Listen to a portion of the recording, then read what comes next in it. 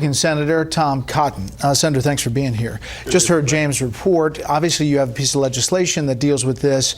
But as you look at these numbers, what do you see? Well, I think it's pretty important that the White House and the Department of Homeland Security has finally released this data. Let's just say that DHS was somewhat tight-fisted with immigration data during the Obama era. But it goes to show that 7 out of every 10 immigrants who come to this country, they don't come because of their job skills or their education.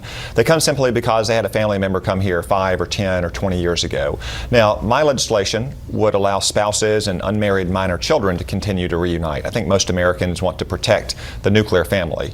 But it would shift our immigration focus away from uniting extended families, parents and siblings, and you get onto cousins and aunts and uncles, and give green cards out to people who are high skilled, have good education, who are able to come to this country and pay taxes, stand on their own 2 feet, not use welfare. It would actually address that very point that was raised in the segment about immigrants creating businesses. We'd have more immigrants that are going to be more entrepreneurial and have the ability to create more businesses. At the same time, you wouldn't be bringing in so many unskilled workers who are going to compete for American jobs and drive down American wages. All right, I just want to put it on the screen, the full screen, so people can digest this. Your family-based immigration has accounted for more than 70% of the new immigration to the U.S. over the last 10 years. We're talking 2005 to 2016.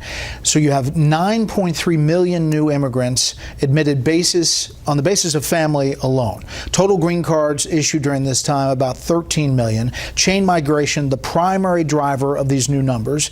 And then you have a study that found every 2 new immigrants bring over, on average, roughly 7 additional foreign relatives to permanently resettle in the U.S.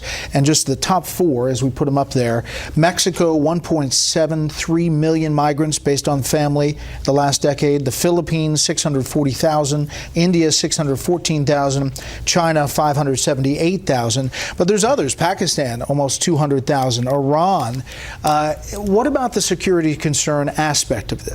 Well, how real is that? So Bret, it's important to emphasize before we address the security point that just because 70% of all green cards are given out based on family status, that doesn't mean that 30% are given out for jobs. No, because you still have categories like refugees and asylees and so forth. It's only 1 out of 5, barely 6% of green cards are given to immigrants because they have a job offer that's going to pay a high wage and going to contribute to the American economy, where we do have some holes. Now, to bring to the security point, the numbers are obviously independent of the security vetting, but obviously there are some countries where the risk of bringing in a terrorist threat is higher than other countries. For instance, it's a higher threat environment to bring in an immigrant from, say, Syria or Somalia, where you have large terrorist presence, than it is to bring in an immigrant from, say, Luxembourg or from Australia and so forth. And that's a real genuine concern, just because you're increasing the volume of immigrants from those countries, again, based on the random chance that someone from their family immigrated here 10 or 20 or 30 years ago,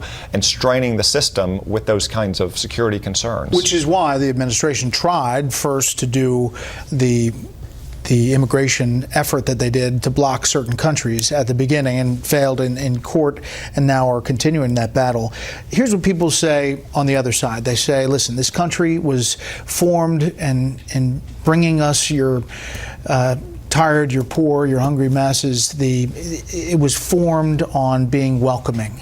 And if anything's welcoming, it is about families. That's what people on Capitol Hill who are opposed to this say.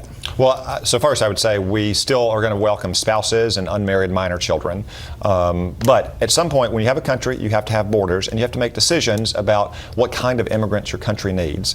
Yes, in the 19th century, when we were populating a continent, in the 20th century, when we were trying to fill millions and millions of jobs on automated factory lines, and unskilled and low-skilled workers contributed a lot to our economy. But today, those are the people who have seen the most strain on their jobs and their workplace and their communities. We do need immigrants in some fields, but my legislation is designed to shift from unskilled and low-skilled immigration to more high-skilled immigration that's going to provide workers for some of those critical gaps, while at the same time not putting pressure on the wages of people who work on their feet and work with their hands. Here's what the Senate Majority Leader said last night to Laura Ingraham. The President's actually given us an opportunity here by saying he wants to fix DACA, but he doesn't want it all by itself. He wants something with it, and I think the kinds of things you and I are discussing, that Cotton and Perdue are pushing, are exactly what ought to be part of a solution.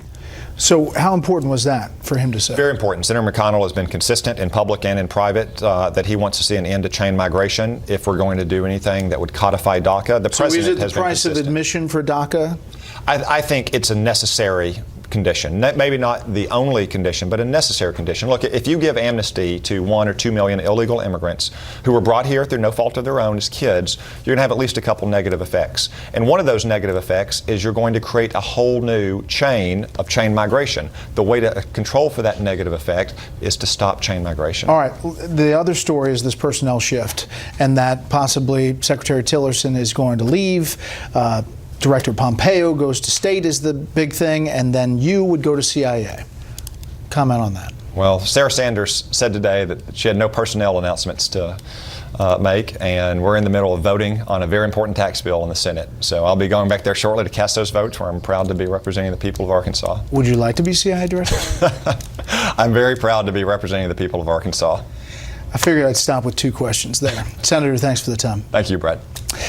Sex, drugs, and transgender bathrooms. Roy Moore goes on the attack in the Alabama Senate race.